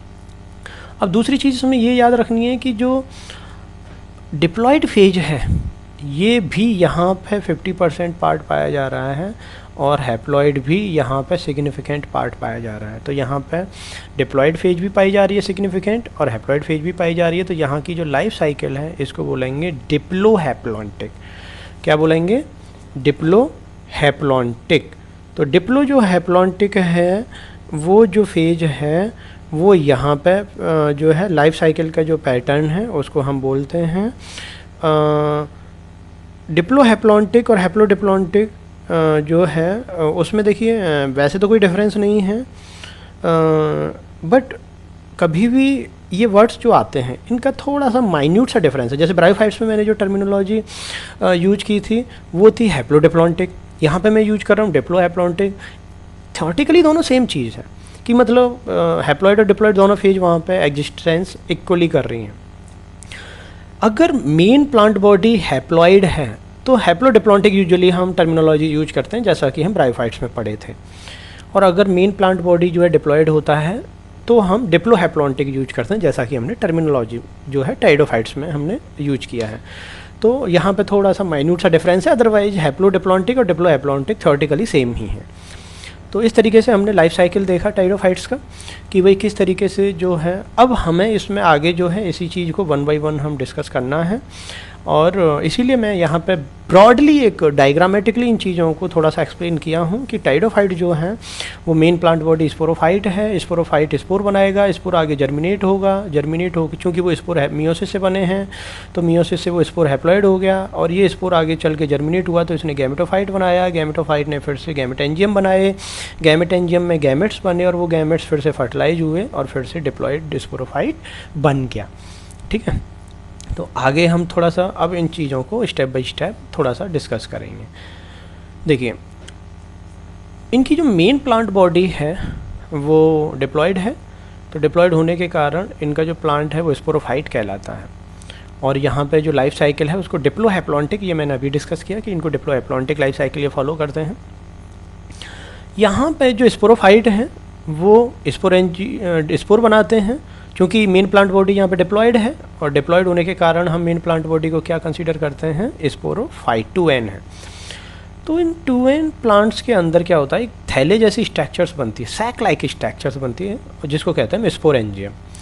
और स्पोरेंजियम जो है ये स्पोर बनाएगी, और स्पोर को लेके यहाँ पे एक बड़ा ही इम्पॉर्टेंट एक क्लासिफिकेशन है जो आपको ध्यान रखना है, और ये बहुत इम्पॉर्टेंट है। आप इसको स्टार डाल दीजिए। देखिए होता क्या है कि जो टेरिडोफाइट्स हैं यहाँ पे जो स्पोर डेवलप हुए हैं ये दो तरीके के स्पोर डेवलप हुए हैं। कुछ जो टाइडोफाइट्स हैं यहाँ पे सारे स्पोर एक ही तरीके के, मतलब जैसे कोई एक्स टाइडोफाइट्स है, वहाँ पे जितने भी स्पोर बन रहे हैं वो सब एक दूसरे से समान हैं, मतलब आप उनको देख के बता नहीं सकते कौन छोटा है कौन बड़ा है। इसका मतलब वो होमोस्पोर टाइडोफाइट्स कहलाते हैं, होमोस्पोरिक कंडीशन है, राइट। तो अगर बनने वाले स्पोर सब एक जैसे हैं, सिमिलर हैं एक दूसरे के, तो उनको होमोस्पोरिक कहते हैं, और अगर वो सिमिलर नहीं हैं तो उनको हम हेट्रोस्पोरिक टाइडोफाइट्स कहते हैं। तो जो होमोस्पोरिक टाइडोफाइट्स हैं वहाँ पे सभी सिमिलर टाइप के होते हैं, और जो अलग अलग स्पोर, मतलब बाहर से देख के आप बता सकते हो कि ये, मतलब वहाँ पे जो स्पोर हैं वो अलग अलग बनेंगे। जैसे कुछ स्पोर साइज में छोटे होंगे, स्मॉल स्पोर, इनको माइक्रोस्पोर कहते हैं। ये आगे चल के मेल स्पोर, मतलब ये मेल पार्ट होता है, ये आगे चल के मेल जो है गैमेटोफाइट बनाएंगे। और जो साइज में बड़े होते हैं उनको मेगा स्पोर कहते हैं, और ये आगे चल के फीमेल गैमेटोफाइट बनाएंगे। और इनके एग्जाम्पल्स भी आपको याद रखने हैं जैसे, और ये अक्सर जो है कंपटीशन में जो है चीज़ें, ये एग्जाम्पल्स आते हैं। तो जो होमोस्पोरिक कंडीशन है वो कौन कौन से टाइडोफाइट्स में पाई जाती हैं, तो उसका है पेल, मतलब टेरिडियम, इक्विशीटम और लाइकोपोडियम। और जो हेट्रोस्पोरिक कंडीशन को फॉलो करते हैं वो टाइडोफाइट्स कौन कौन से हैं, सीमा। तो सीमा ट्रिक है, और सीमा से हमें याद रखना है कि भाई जो सीमा है SIMA, उसमें S for Selaginella, I for Isoetes, M for Marsilea और A for Azolla, right. Azolla जो है वो बड़ा इंपॉर्टेंट टाइडोफाइट्स है, और ये नाइट्रोजन फिक्सेशन भी करता है। ये पत्ती जैसी स्ट्रक्चर्स होती है इसकी, आप बाहर से देखोगे तो ऐसा लगेगा जैसे पत्ती पड़ी हुई हो, और ये नाइट्रोजन फिक्सेशन करता है। तो ये बड़ा इंपॉर्टेंट है। कई बार ये भी पूछ लिया जाता है कि एजोला में नाइट्रोजन फिक्सेशन कहाँ होता है, लीफ में, राइट। और वो कौन सा टाइडोफाइट्स है जो नाइट्रोजन फिक्सेशन करता है, एजोला। तो ये एजोला को खास तौर से आप थोड़ा ध्यान रखना। तो हमने यहाँ पे देखा कि जो स्पोरोफाइट हैं, जो मतलब वहाँ पे स्पोरेंजियम पाई जाएंगे, और स्पोरेंजियम यहाँ पे दो तरीके के स्पोर बनाती हैं। कई टाइडोफाइट्स ऐसे होते हैं यहाँ पे सारे स्पोर एक जैसे ही होते हैं, जिनको होमोस्पोरिक टाइडोफाइट्स कहते हैं। और कुछ टाइडोफाइट्स ऐसे होते हैं जहाँ पे जो स्पोर हैं वो एक दूसरे से अलग होते हैं, जिनको हेट्रोस्पोरिक टाइडोफाइट्स कहते हैं। और इनके एग्जाम्पल्स हमने देखे, आपको ये चीज़ें ध्यान रखनी हैं। इन्हीं चीज़ों को थोड़ा सा मैं होमोस्पोरिक और हेट्रोस्पोरिक चीज़ों को थोड़ा सा और एलेबोरेट यहाँ पे करता हूँ डायग्रामेटिकली, कि जो स्पोरोफाइट है, चूँकि इनका मेन प्लांट बॉडी कैसा है, डिप्लॉयड है, तो ये क्या हुए, टाइडोफाइट्स स्पोरोफाइट हुए। तो जो 2N प्लांट होते हैं वो स्पोरोफाइट हैं। अब होमोस्पोरिक है, जैसे कुछ टाइडोफाइट्स थे हमारे होमोस्पोरिक, जैसे ट्रिक क्या थी उसकी, पेल, टेरिडियम, इक्विशीटम और लाइको, ये। तो यहाँ पे एक ही टाइप के स्पोर बन रहे हैं, इसीलिए वो होमोस्पोरिक है। अब देखिए, जब एक ही टाइप के स्पोर बन रहे हैं तो आगे चल के वो स्पोर डेवलप होकर क्या बनाता है, गैमेटोफाइट बनाएगा। तो जब स्पोर एक ही तरह के होते हैं तो वो एक ही तरह के स्पोर जो गैमेटोफाइट आगे बनाएगा, तो उस गैमेटोफाइट के अंदर मेल भी होगा और फीमेल भी होगा। तो इसका मतलब होमोस्पोरिक जो स्पोर होते हैं उनसे जो गैमेटोफाइट आगे डेवलप हो रहे हैं वो कैसे होते हैं, बाइसेक्सुअल होते हैं, मतलब एक ही के अंदर मेल भी होगा और फीमेल भी होगा, ठीक है। और जब किसी एक ही प्लांट बॉडी के अंदर मेल भी पाया जाए और फीमेल सेक्स ऑर्गन भी पाया जाए तो उसको क्या कहते हैं, मोनोसियस कहते हैं, राइट। ये हमेशा याद रखना। तो बाइसेक्सुअल वर्ड यूज हुआ है क्योंकि उसमें दोनों सेक्स हैं, और चूँकि दोनों सेक्स उसमें हैं इसीलिए मोनोसियस टर्मिनोलॉजी वहाँ पे आती है। तो जो होमोस्पोरिक कंडीशन वाले टाइडोफाइट्स हैं उनका गैमेटोफाइट मोनोसियस होता है, राइट, और सेक्सुअलिटी के पॉइंट ऑफ व्यू से वो बाइसेक्सुअल होता है। इन दोनों टर्मिनोलॉजी का यूज जो है वो अलग अलग रेस्पेक्ट में है। चूँकि दोनों सेक्स एक ही गैमेटोफाइट में, इसलिए बाइसेक्सुअल है। और चूँकि दोनों सेक्स एक ही गैमेटोफाइट के अंदर हैं तो वो एक ही प्लांट उनको कैरी कर रहा है, इसलिए वो मोनोसियस है, राइट। तो जो है एक ही गैमेटोफाइट जो है एग भी बनाएगा और मेल गैमेट्स स्पर्म भी बनाएगा। लेकिन अगर ये हेट्रोस्पोरिक होता तो जैसा कि हमने सीमा में देखा, तो स्पोरिक कंडीशन में क्या होगा कि जो डिप्लॉयड स्पोरोफाइट है वो एक तो बड़ा स्पोर बनाता है, एक छोटा स्पोर बनाता है, जैसा कि मैंने प्रीवियस स्लाइड में डिस्कस किया। तो जो बड़ा स्पोर है, लार्ज स्पोर है, उसको मेगा स्पोर कहते हैं, और जो छोटा है उसको माइक्रो स्पोर कहते हैं। तो जो मेगा स्पोर है वो आगे चल के क्या बनाएगा, फीमेल गैमेटोफाइट बनाएगा, और जो माइक्रो स्पोर है वो आगे चल के क्या बनाएगा, मेल गैमेटोफाइट बनाएगा। और फीमेल गैमेटोफाइट जो है वो आगे चल के क्या डेवलप करेगा, एग, और मेल गैमेटोफाइट क्या करेगा, स्पर्म या मेल गैमेट्स। अब बात आती है कि सर ऊपर वाला जो होमोस्पोरिक कंडीशन थी वो तो बाइसेक्सुअल थी, ये बाइसेक्सुअल नहीं है, हेटेरोस्पोरिक कंडीशन। हेटेरोस्पोरिक जो कंडीशन है ये यूनिसेक्सुअल है। यहाँ पे एक गैमेटोफाइट के अंदर एक ही सेक्स पाया जा रहा है, या तो मेल पाया जा रहा है या फीमेल पाया जा रहा है। इसीलिए हेटेरोस्पोरिक कंडीशन में जो गैमेटोफाइट आगे डेवलप हो रहे हैं ये जो है यूनिसेक्सुअल होते हैं। अब चूँकि जो सेक्स ऑर्गन है वो अलग अलग गैमेटोफाइट में हैं, इसीलिए यहाँ पे जो है डायोसियस टर्मिनोलॉजी आएंगे। तो यहाँ पे मेल अलग होगा, फीमेल अलग होगा, इसलिए वो डायोसियस है। और उस प्लांट के गैमेटोफाइट के अंदर एक ही सेक्स ऑर्गन है, इसीलिए वो यूनिसेक्सुअल है। तो इस तरीके से आपको ये चीज़ बहुत ज़्यादा याद रखनी है और ये कंपटीशन में पूछा भी जाता है, bisexuality, unisexuality and monoecious and dioecious. तो सीधा आपको ट्रिक याद रखना है कि जो होमोस्पोरिक हैं वो बाइसेक्सुअल होते हैं और मोनोसियस हैं, और जो हेटेरोस्पोरिक हैं वो यूनिसेक्सुअल हैं और डायोसियस हैं। और इनमें किस तरीके से डिफरेंस है वो मैंने डिस्कस कर लिया। ठीक है, आगे जो है ये देखिए, आगे कोई भी स्पोर जब डेवलप होता है तो वो गैमेटोफाइट बनाता है, और यहाँ पे जो गैमेटोफाइट होता है टाइडोफाइट्स में वो इस तरीके का अपीयरेंस आएगा। ये जो है गैमेटोफाइट है, टाइडोफाइट का गैमेटोफाइट है। तो यहाँ पे किसी भी टाइडोफाइट का जो गैमेटोफाइट है इसको मैं आगे डिस्कस करूँगा, इसको क्या कहते हैं, क्या इसका फीचर्स है, अभी मैं इसको डिस्कस नहीं कर रहा हूँ। तो हम वापस आएंगे स्लाइड्स पे। ठीक है, तो यहाँ पे जो स्पोरेंजियम है, अब देखिए स्पोरेंजियम जो है वो दो तरीके के स्पोर बना रही थी, जिससे हमने होमोस्पोरिक और हेटेरोस्पोरिक कंडीशन या टाइडोफाइट्स में डेवलप हुई। टाइडोफाइट्स में बहुत सारी ऐसी चीज़ें हैं जो ब्रायोफाइट्स में नहीं थी, राइट, यहाँ पे हैं। क्योंकि यहाँ एवोल्यूशन आगे की तरफ जब बढ़ रहा है ना, तो वो अपने साथ कॉम्प्लेक्सिटी को कैरी कर रहा है, कॉम्प्लेक्सिटी आ रही है। आप ये देख पा रहे होंगे, ब्रायोफाइट्स में हमने इतनी सारी चीज़ें डिस्कस नहीं की थी जनरल कैरेक्टर्स में, यहाँ कर रहे हैं क्योंकि यहाँ कॉम्प्लेक्सिटी जो है वो बढ़ गई है। ठीक है, तो आपको कन्फ्यूज नहीं होना है, चीज़ों को कंसेप्चुअली समझना है। अब स्पोर, जो स्पोरोफिल हैं, जो पत्तियाँ स्पोर बना रही थी उनको स्पोरोफिल कहा था, वहाँ पे स्पोरेंजियम पाई जाती हैं। तो स्पोरेंजियम का जो डेवलपमेंट है, ये डेवलपमेंट के बेस पे भी दो तरीके के टाइडोफाइट्स यहाँ पे देखे गए हैं, लेप्टोस्पोरेंजिएट और यूस्पोरेंजिएट। और ये बहुत इंपॉर्टेंट टर्मिनोलॉजी है, इसको ध्यान रखना। ये जो है मुझे याद है, मैंने जो भी कम्पिटिटिव एग्ज़ाम्स दिए हैं उनमें कई सारे एग्ज़ाम्स में क्वेश्चंस यहाँ से लेप्टोस्पोरेंजिएट और यूस्पोरेंजिएट से आए हैं, राइट। तो इसको देखिए, लेप्टो और यू क्या है। देखिए, लेप्टोस्पोरेंजिएट कहते हैं, जैसे कोई भी स्पोरेंजियम है तो वो स्पोरोफिल पे बनी है।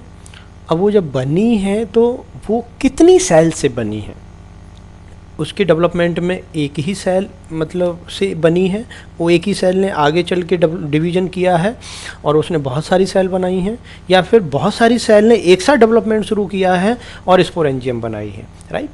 तो दो तरह की पॉसिबिलिटी यहाँ पे होती हैं। लेप्टोस्पोरेंजिएट में क्या होता है कि जैसे मान लो एक सिंगल सेल थी, इसने इनिशियल सेल के रूप में काम किया, इसमें डिविजन्स हुआ, इसने बहुत सारी सेल्स बनाई और एक सेल का गुच्छा बन गया, और इसी गुच्छे से आगे स्पोरेंजियम डेवलप हुई। तो यहाँ पे जो स्पोरेंजियम बनी है वो एक ही सेल से शुरू हुई है। तो इस तरीके से अगर स्पोरेंजियम का डेवलपमेंट एक ही सेल से शुरू हो रहा है तो इसको कहते हैं हम इस लेप्टोस्पोरेंजिएट, राइट। और जो लेप्टोस्पोरेंजिएट कंडीशन है, यहाँ पे और भी कुछ डिफरेंस देखे गए हैं। जैसे लेप्टोस्पोरेंजिएट कंडीशन को जो टाइडोफाइट्स फॉलो करते हैं, उनमें जो स्पोरेंजियम वॉल है वो बहुत ज़्यादा मोटी नहीं होती, सिंगल लेयर पाई जाती है वॉल में। और यहाँ पे जो स्पोरेंजियम में जो स्पोर बनते हैं वो संख्या में कम होते हैं और छोटे भी होते हैं। और इस तरीके का जो लेप्टोस्पोरेंजिएट कैरेक्टर है ये एक एडवांस कैरेक्टर है। इसका मतलब टाइडोफाइट से आगे की तरफ जो प्लांट्स बने हैं, चाहे वो जिम्नो हो चाहे वो एंजियो हो, वो किस तरह की स्पोरेंजियम को फॉलो किया है, उन्होंने लेप्टोस्पोरेंजिएट कंडीशन को फॉलो किया है। ये बहुत इंपॉर्टेंट चीज़ है। अब अगर हम यूस्पोरेंजिएट को देखें तो यूस्पोरेंजिएट कंडीशन में हम देखेंगे कि यहाँ पे जो स्पोरेंजियम है, यहाँ क्या होता है कि जैसे शुरू में मान लो यहाँ पे 4-5 सेल्स थी, जैसे 4-5 सेल्स हैं, इन्होंने एक साथ जो है आगे डिवीजन शुरू किया और ऐसे सेल का एक गुच्छा बना लिया, और उन्हीं सेल के गुच्छे से आगे चल के स्पोरेंजियम डेवलप हुई। तो यहाँ पे आप ये नहीं कह सकते कि इस स्पोरेंजियम का निर्माण इस सेल से हुआ है या इससे हुआ है या इससे हुआ है, यहाँ पे इस बंडल ऑफ सेल से हुआ है। तो इस तरह का स्पोरेंजियम अगर फॉर्म हो रहा है तो उसको कहते हैं यू स्पोरेंजिएट। और इस तरह का जो स्पोरेंजियम बन रहा है कहीं भी, तो वहाँ पर जो वॉल होती है, उनकी जो दीवार होती है, उसमें मल्टी लेयर स्ट्रक्चर्स पाई जाती हैं, बहुत सारी लेयर्स पाई जाती हैं। ये लेस एडवांस करेक्टर है। ये आगे जो हैं, जो भी प्लांट जो हैं आप देखोगे जिम्नो और एनजीओ, वहाँ पे इस तरह की कंडीशन आपको नहीं दिखेगी। इसलिए इस तरह की कंडीशन चूँकि टाइडोफाइट्स में कुछ ही में देखी गई है, इसलिए लेस एडवांस करेक्टर है। यहाँ पे जो स्पोरेंजियम है वो साइज में बड़ी भी होती है, और यहाँ पे जो स्पोर हैं वो संख्या में भी ज़्यादा होते हैं। अब इसका एग्जाम्पल देखा जाए कि भाई जो है एग्जाम्पल कहाँ कहाँ टाइडोफाइट्स में कौन जो है लैप्टो है, कौन यू है। तो इसका एक सीधा तरीका है कि माइक्रोफाइलस में जो एग्जाम्पल आपने याद किए हैं वो लैप्टोस्पोरेंजिएट कंडीशन फॉलो करते हैं, और जो मैक्रोफाइलस कंडीशन में आपने याद किए हैं वो यू स्पोरेंजिएट कंडीशन को फॉलो करते हैं। ठीक है, ठीक है। मतलब ये एग्जाम्पल सिर्फ टाइडोफाइट्स के केस में आपको ध्यान रखने हैं। तो इस तरीके से, और लैप्टोस्पोरेंजिया में जो है ये जो डिफरेंस हैं ये भी आपको ध्यान रखने, बहुत इंपॉर्टेंट डिफरेंस हैं। और ये हमारे उसमें कम्पिटिटिव एग्जाम्स में ये आया था। मैंने जब जैम का एग्ज़ाम दिया था और CSIR के एग्जाम्स में भी ये क्वेश्चन आया था कि जो मोर एडवांस जो स्पोरेंजियम डेवलपमेंट है वो कौन सा है, यू या लैप्टो। तो उसमें राइट आंसर था लैप्टोस्पोरेंजिएट। ठीक है, और वो एग्जाम्पल्स में प्लांट का भी एक कम्पिटिटिव एग्जाम्स में क्वेश्चन पूछा गया था कि कौन सा जो प्लांट है जो लैप्टोस्पोरेंजिएट को टाइडोफाइट्स में से फॉलो करता है। तो वहाँ पे एक जो माइक्रोफाइलस का जो एग्जाम्पल्स आपने याद रखे हैं उसमें से ही एक वहाँ पे एग्जाम्पल दिया हुआ था। तो ये यहाँ पे हमने थोड़ा सा डिस्कस किया। अब जो स्पोरेंजियम है, स्पोरेंजियम के अंदर होता क्या है भाई वहाँ पे होता है स्पोर मदर सेल जो डिप्लॉयड होती है, और स्पोर मदर सेल्स में मियोसिस होता है, और मियोटिक डिवीजन से ये आगे चल के क्या बनाती है, 4 हैप्लॉयड स्पोर बनाती है। ये स्पोर जो हैं सही मैच्योर होने पे नीचे गिर जाते हैं सॉइल में मैच्योरेशन के बाद, और ये जो है वहाँ पे वाटर एब्जॉर्ब करेंगे और वहाँ पे जर्मिनेट होते हैं। और ये आगे चल के जर्मिनेट होकर क्या बनाते हैं, गैमेटोफाइट बनाते हैं। और यहाँ टाइडोफाइट्स में जो गैमेटोफाइट है उसको प्रोथैलस कहते हैं। ये बहुत इंपॉर्टेंट है। ठीक है, तो जो गैमेटोफाइट है जो स्पोर के डेवलपमेंट से बन रहा है उसको क्या कहेंगे, प्रोथैलस। यहाँ टाइडोफाइट्स में जो प्रोथैलस है ये कम्प्लीटली जो है इंडिपेंडेंट है, और ये जैसे इसमें कुछ फीचर्स हैं, और ये अक्सर यहाँ से भी क्वेश्चंस आता है कि जो टाइडोफाइट का जो प्रोथैलस है वो इंडिपेंडेंट है, और वो ऑटोट्रॉफिक भी है, मतलब अपना खाना वो खुद बनाता है, और उसका अपने मदर प्लांट से कोई लेना देना नहीं है, राइट। और उसकी स्ट्रक्चर कैसी होती है, थैलस होती है, उसमें रूट जैसी मतलब hair like appearance, root like structures, rhizoids पाए जाते हैं, और ये नॉन वेस्कुलर है, इसमें वेस्कुलर बंडल्स नहीं पाए जाते। तो ये प्रोथैलस के जो कैरेक्टर्स हैं आपको ध्यान रखने हैं कि एक तो वो जो है इंडिपेंडेंट है, अपना खाना खुद बनाता है, जो है स्पोरोफाइट पे डिपेंडेंट नहीं है, थैलस स्ट्रक्चर्स होती हैं, और राइजॉइड्स पाए जाते हैं। तो इस तरीके से, और नॉन वेस्कुलर है, उसमें वेस्कुलर बंडल्स नहीं पाए जाते हैं। ठीक है, एक चीज़ और यहाँ पे MTR करके लिखा हुआ है। MTR मतलब मुझे तो रिमेंबर रखो, मुझे तो हमेशा दिमाग में रखो। तो MTR मुझे तो रटो, ये मेरा थोड़ा शॉर्ट ट्रिक होता है। तो MTR में ये जो भी मैं चीज़ डालता हूँ इसका मतलब कि वो बहुत ही इम्पोर्टेंट है। तो प्लांट किंगडम में जो है एक भी ऐसा गैमेटोफाइट प्लांट नहीं देखा गया है जिसके अंदर वेस्कुलर बंडल्स पाए गए हों। तो ये एक बड़ी इंपॉर्टेंट लाइन है। अब जो प्रोथैलस है, जो गैमेटोफाइट है, वो मोनोसियस होगा या डायोसियस होगा, तो इसको मैं प्रीवियस स्लाइड में डिस्कस भी कर चुका हूँ कि अगर वो होमोस्पोरिक कंडीशन से डेवलप हो रहा है तो वो कैसा होगा, मोनोसियस, राइट, और यूनिसेक्सुअल। और अगर वो हेट्रोस्पोरिक से डेवलप हो रहा है तो कैसा होगा, डायोसियस एंड बाइसेक्सुअल। ठीक है, तो इस तरीके से आपको ध्यान रखना है। और जो हेट्रोस्पोरिक कंडीशन होगी वहाँ पे जो है डायोसियस प्रोथैलस होगा, और ये जो है वहाँ पे जो माइक्रोस्पोर होते हैं जो साइज में छोटे होते हैं वो मेल गैमेटोफाइट बनाते हैं, और जो मेगास्पोर होते हैं वो फीमेल गैमेटोफाइट वहाँ पे फॉर्म करते हैं। हाँ, ठीक है, तो इस तरह की जो चीज़ें हैं आपको ध्यान रखनी है। प्रोथैलस की सेक्सुअलिटी को लेकर क्वेश्चन अक्सर आता है कि वो मोनोसियस होगा या डायोसियस होगा। It depend on the mother plant कि मदर प्लांट मोनोस्पोरिक कंडीशन को फॉलो कर रहा है या हेट्रोस्पोरिक को। अगर वो होमोस्पोरिक कंडीशन को फॉलो कर रहा है तो वो मोनोसियस होगा और जो है यूनिसेक्सुअल होगा, और अगर मदर प्लांट जो है वो हेट्रोस्पोरिक है तो वो डायोसियस होगा और बाइसेक्सुअल होगा। ये जो लाइफ साइकिल डिप्लोहैप्लॉन्टिक यहाँ पर डायग्राम है, ये हमने वैसे तो डिस्कस किया हुआ है, एक बार फिर से थोड़ा सा ब्रीफली देख लेते हैं। मदर प्लांट स्पोरोफाइट है, यहाँ से स्पोरोफिल इसमें पाई जाएंगी, स्पोरोफिल पे स्पोरेंजियम पाई जाती हैं, स्पोरेंजियम के अंदर स्पोर मदर सेल पाई जाती हैं, स्पोर मदर सेल में मियोसिस होती है तो वो स्पोर बनाती है, ये स्पोर आगे जो है जर्मिनेट होगा, इसने गैमेटोफाइट बनाया है जिसको हम प्रोथैलस कहते हैं। यहाँ से देखो हैप्लॉइड, ये जो डॉट डॉट डॉट ये जो मार्किंग लगी हुई है, यहाँ से हैप्लॉइड स्टेज शुरू हो चुकी है। नीचे वाली जो फेज है वो गैमेटोफाइटिक जनरेशन है, और ऊपर वाली जो फेज है वो स्पोरोफाइटिक जनरेशन है। तो जो गैमेटोफाइटिक प्लांट है ये गैमेट्स बनाएगा। अब गैमेट्स कहाँ बनाएगा? गैमेटेंजियम में। तो गैमेटेंजियम बनेंगी यहाँ पे एंथ्रीडिया और आर्किगोनिया, और एंथ्रीडियम जो है वो मेल गैमेट्स बनाएंगी जिसको एंथ्रोजॉइड्स कहते हैं, और यहाँ पे जो फीमेल गैमेटेंजियम है आर्किगोनियम वो एग बनाएगी। ये दोनों में यहाँ फर्टिलाइजेशन होगा, उससे जायगोट बनेगा, जायगोट डिप्लॉयड हो गया तो देखो यहाँ से डिप्लॉयड स्टेज शुरू हो गई, फिर जायगोट आगे एम्ब्रियो में डेवलप हो जाता है और एम्ब्रियो फिर स्पोरोफाइट का निर्माण कर लेता है। तो यहाँ पे देखो डिप्लॉयड स्टेज भी पाई जा रही है, हैप्लॉइड भी, लेकिन मेन प्लांट बॉडी यहाँ किस में पाई जा रही है? डिप्लॉयड में। इसीलिए यहाँ पे जो लाइफ साइकिल का टर्म यूज करते हैं वो होता है डिप्लोहैप्लॉन्टिक। ठीक है, आई होप कि आपको ये चीज़ें थोड़ा सा क्लियर हुई होंगी। थोड़ा सा ये प्रोथैलस और ये सारी चीज़ें जो हैं मैंने स्लाइड में भी यहाँ पे डिस्कस की थी जब हमने इसका लाइफ साइकिल देखा था। तो देखिए कि ये जो है ये गैमेटोफाइट है, ये प्रोथैलस है, थैलस जैसा है, और इससे देखो राइजॉइड्स निकले हुए हैं, इसमें एंथ्रीडियम और आर्किगोनियम डेवलप हुए, फिर आगे चल के इस तरीके से इसने अपना काम एग्जीक्यूट किया। ठीक है, तो ये सारी चीज़ें हमने यहाँ पे देखी थी, वहाँ थोड़ा सा डिस्कशन हमने किया अच्छे से डिटेल। और यहाँ पे भी मैंने बताया, देखो यहाँ पे इनका जो गैमेटोफाइट होता है जिसको हम प्रोथैलस कहते हैं, इस प्रोथैलस में देखा तो नीचे की तरफ राइजॉइड्स पाए जाते हैं, या एंथ्रीडियम भी है देखो, और आर्किगोनियम है। अब इसमें दोनों हैं, इसका मतलब ये होमोस्पोरिक स्पोर से डेवलप हुआ है। और आगे की तरफ यहाँ पे एक छोटी सी खांच पाई जाती है जिसको एपाइकल नॉच कहते हैं, और यहाँ की जो सेल्स होती हैं वो डिवाइड करती रहती हैं, इसीलिए वो आगे की तरफ यूँ ग्रो करता है, इसलिए इसको ग्रोइंग पॉइंट भी बोला जाता है। ठीक है, तो इस तरीके से जो, और आर्किगोनिया हमेशा जो है इस नॉच के बेसमेंट में पाई जाएगी, और जो बेस और राइजॉइड्स के पास जो है वो हमेशा एंथ्रीडियम यहाँ पे डेवलप होते हैं। तो इस तरह की इनकी मॉर्फोलॉजी है प्रोथैलस की। ठीक है, अब आगे बढ़ते हैं। तो देखिए यहाँ तक हमने डिस्कस किया इनका लाइफ पैटर्न। जो स्पोर थे ये वैसे हमने डिस्कस कर लिया है कि जो स्पोर हैं वो जर्मिनेट हुए, इन्होंने गैमेटोफाइट बनाया, गैमेटोफाइट जो हैं वो गैमेट्स बनाएंगे आगे चल के। अब गैमेट्स बनाने के लिए उनमें गैमेटेंजियम सेक्स ऑर्गन बनाने पड़ेंगे, तो मेल सेक्स ऑर्गन एंथ्रीडियम और आर्किगोनियम दोनों ही यहाँ डेवलप होते हैं।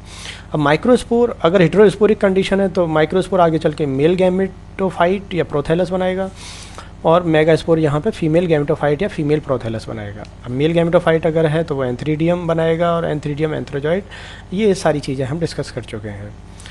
अब जो एंथ्रोजॉइड्स हैं, जो यहाँ पे मेल गैमेट्स हैं, वो स्पायरल शेप होता है, ये बहुत इंपॉर्टेंट है, और वो मल्टी फ्लैजिलेट होता है। उसमें जैसे ब्रायोफाइट्स में कॉमा शेप और बाई फ्लैजिलेट था, यहाँ पे स्पायरल शेप है, इस तरीके से स्पायरल शेप है, और उसमें बहुत सारी फ्लैजिला लगी होती हैं।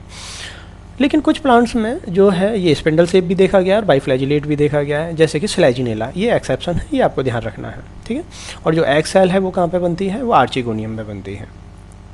ठीक है, तो उसके बाद जो टाइडोफाइट्स हैं, स्पोरोफाइट एंड गैमेटोफाइट। अब टाइडोफाइट्स में एक बड़ा इंपॉर्टेंट फीचर देखा गया है कि जो टाइडोफाइट्स में स्पोरोफाइट और गैमेटोफाइट होते हैं वो इंडिपेंडेंट विद ईच अदर, मतलब एक दूसरे पर डिपेंडेंट नहीं है। राइट, प्रोथैलस जो है वो थैलस होता है, राइजॉइड्स वहाँ पाए जाते हैं, और ये टाइडोफाइट्स का एक स्पेशल फीचर है। देखिए इसको हम स्पेशल फीचर क्यों मानते हैं? वो इसलिए मानते हैं क्योंकि ब्रायोफाइट्स में हमने क्या पढ़ा था? हमने ये पढ़ा था कि भाई वहाँ पे मेन प्लांट बॉडी क्या है? गैमेटोफाइट, और उसके ऊपर डिपेंडेंट कौन है? स्पोरोफाइट। मतलब वहाँ ज़्यादा ताकतवर कौन था? गैमेटोफाइट था। यहाँ पे क्या हुआ है? यहाँ उल्टा हो गया है। यहाँ पे मेन प्लांट बॉडी क्या है? स्पोरोफाइट, और उस पर गैमेटोफाइट डिपेंडेंट नहीं है, वो इंडिपेंडेंट है। राइट, तो इसका मतलब यहाँ स्पोरोफाइट और गैमेटोफाइट दोनों इंडिपेंडेंट हैं, दोनों का अपना इंडिपेंडेंसी है, और दोनों ऑटोट्रॉफिक हैं। तो ये टाइडोफाइट्स का एक मेन फीचर्स होता है। राइट, अब एंथ्रोजॉइड जो मेल गैमेट्स और एग हैं ये फ्यूज होंगे ड्यूरिंग द फर्टिलाइजेशन, और ये आगे चल के क्या बनाएंगे? जायगोट। यहाँ भी जो मेल गैमेट्स है वो फ्लैजिला के थ्रू मूव करके आ रहा है वाटर में स्विम करके, इसीलिए जो फर्टिलाइजेशन का टाइप है वो जूडियोगेमी टाइप माना गया, जब मेल गैमेट्स खुद ही फ्लैजिला से मूव करके आए। और इस तरीके के रिप्रोडक्शन को हमने क्या बोलते हैं, जूडियोगेमी टाइप ऑफ फर्टिलाइजेशन। ठीक है, अब आगे जो है एम्ब्रियो बनेगा, तो एम्ब्रियो जो है सेल डिवीजन किया और उससे क्या जायगोट बना, जायगोट ने आगे फर्दर डिवीजन किया, एम्ब्रियो बना, और एम्ब्रियो जो है वो फर्दर किस में डेवलप हो जाता है, स्पोरोफाइट प्लांट में। यहाँ पे जो सेक्सुअल रिप्रोडक्शन होता है, चूँकि एग बड़ा होता है साइज में और मेल गैमेट्स बहुत छोटा होता है, तो इस टाइप के सेक्सुअल रिप्रोडक्शन को हम क्या बोलते हैं, oogamous type of sexual reproduction. और इस तरह की जो लाइफ साइकिल टाइडोफाइट्स फॉलो करते हैं इसको बोलते हैं डिप्लो हैप्लॉन्टिक लाइफ साइकिल। ये चीज़ें हम डिटेल में डिस्कस कर चुके हैं प्रीवियस उसमें। ठीक है, तो कहने का मतलब है कि जो भी कैरेक्टर्स हमने देखे हैं वो जनरल कैरेक्टर्स हैं टाइडोफाइट्स के, और हमें जो है इन चीज़ों को कंसेप्चुअली समझना है कि ब्रायोफाइट्स में इतनी कॉम्प्लेक्सिटी नहीं थी, टाइडोफाइट्स में कॉम्प्लेक्सिटी बढ़ गई है, तो वो कहाँ कहाँ बढ़ी है वो हमने डिस्कस किया। अब एक ऐसा क्वेश्चंस आता है जो मतलब हमें एक चीज़ सोचने पे विवश करता है, और वो क्वेश्चन ये है कि जिम्नोस्पर्म में वेस्कुलर बंडल थे, तो वेस्कुलर बंडल टाइडोफाइट्स में भी थे। टाइडोफाइट्स में जो है root stem leaf complete develop हो चुके हैं, और जिम्नोस्पर्म में भी वो कंप्लीट डेवलप हैं।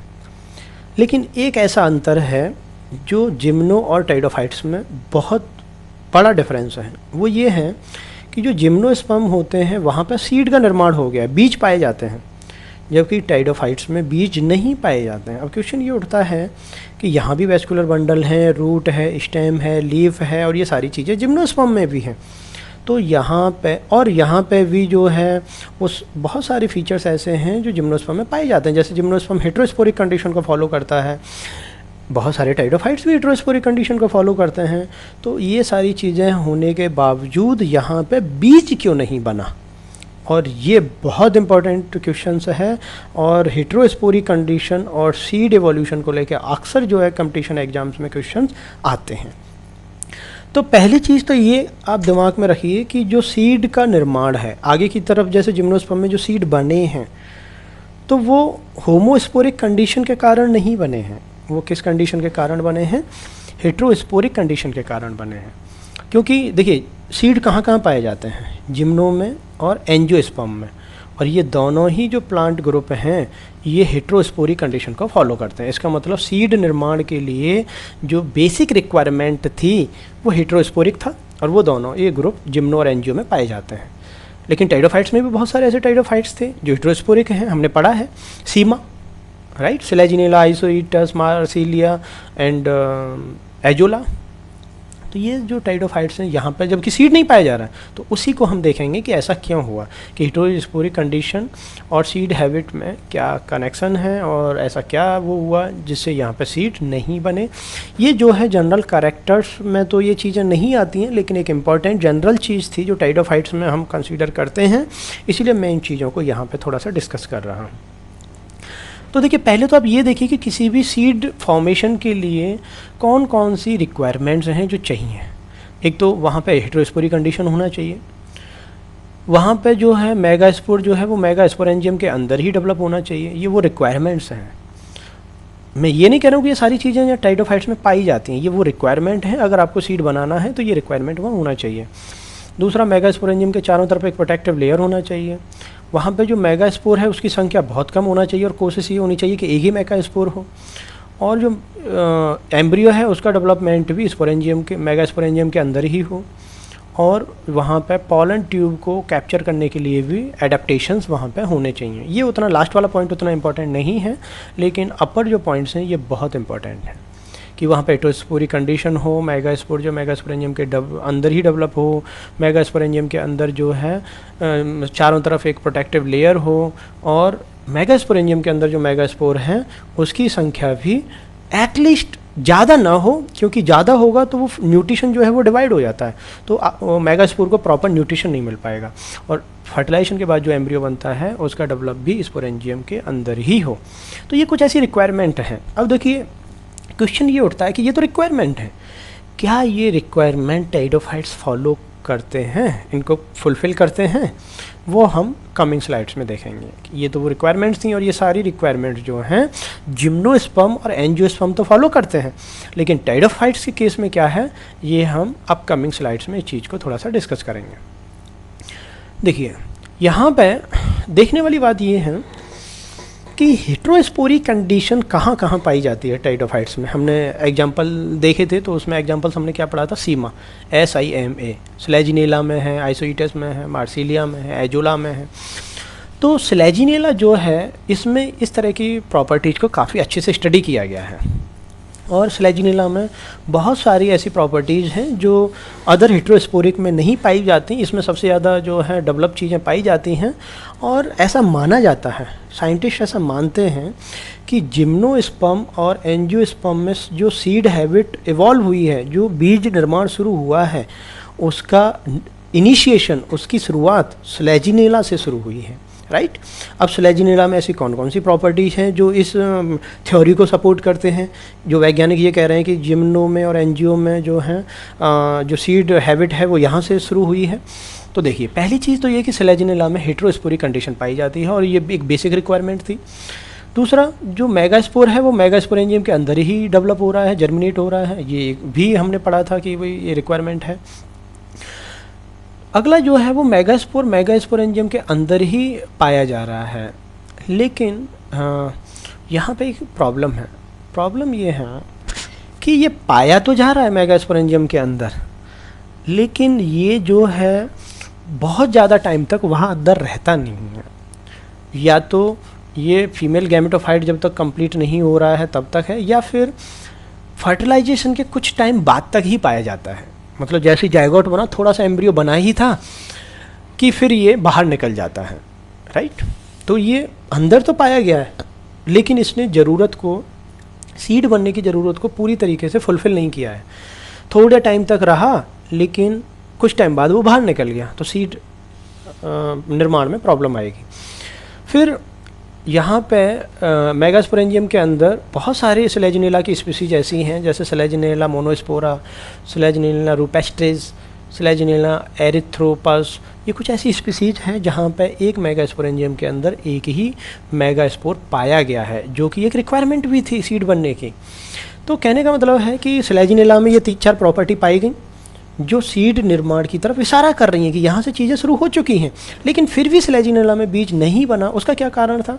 तो उसका कारण ये था कि एक तो जो मेगास्पोरेंजियम है उसके चारों तरफ कोई इंटेग्यूमेंट नहीं है, राइट। दूसरा, जो मेगास्पोर अंदर रह रहा है मेगास्पोरेंजियम के अंदर, वो लॉन्ग टाइम तक नहीं रहता। या तो वो फर्टिलाइजेशन तक ही रहता है, या वो फर्टिलाइजेशन के बाद थोड़े से टाइम तक के लिए रहता है और उसके बाद वो वहाँ से निकल जाता है। और तीसरा, जो एम्ब्रियो है वो आराम नहीं करता। जैसे जायगोट बनेगा, जायगोट तुरंत एम्ब्रियो बना लेगा, और एम्ब्रियो जो है वो तुरंत किसका निर्माण कर देता है? स्पोरोफाइट का निर्माण कर देता है। अब इस चीज़ को ऐसे समझिए, लास्ट के जो दो पॉइंट डिस्कस किए हैं इसको आप ऐसे समझिए कि बीज क्या है। बीज जो है वो उसके अंदर छोटा सा प्लांट होता है, राइट। प्लांट क्या है? डिप्लॉयड है, तो इसका मतलब स्पोरोफाइट उसके अंदर है, राइट। अब बीज के अंदर अगर बीज आवरण नहीं होता, सीड कोट नहीं होता, तो क्या वो प्लांट सेफ रहता? नहीं रहता। इसका मतलब अब आप इस इंटेग्यूमेंट की ज़रूरत को समझ सकते हो कि टाइडोफाइट्स में ये इंटेग्यूमेंट कहते हैं सीड कोट, बीज आवरण। यही इंटेग्यूमेंट आगे चल के बीज आवरण बनाता है। तो जब इंटेग्यूमेंट ही नहीं है तो बीज आवरण भी नहीं बनेगा, इसीलिए जो अंदर डेवलप हो रहा है उसको प्रोटेक्शन ही नहीं मिल पाएगा। तो बीज एक तो इसलिए नहीं बनता है स्लेजिनेला में। दूसरा, आप तो इमेजिन करो कि एक सरसों का जो है जायगोट बना, मस्टर्ड प्लांट के अंदर जायगोट बना, उसने एम्ब्रियो बना लिया और एम्ब्रियो जो है मस्टर्ड प्लांट के फूल से बाहर आ गया।